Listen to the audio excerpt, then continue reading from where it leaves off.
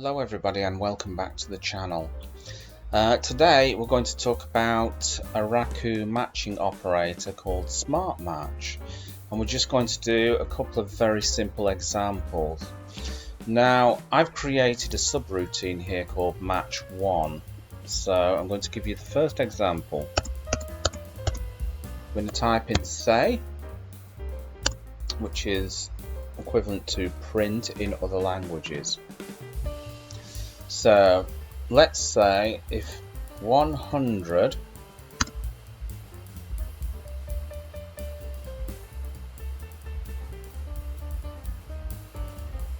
matches 100. So we're going to have to call this function. So we're either going to come out with a true or false statement there. Let's just run this.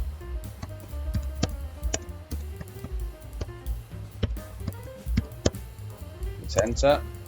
So it's true. Okay, let's try something different. If 100 matches 1.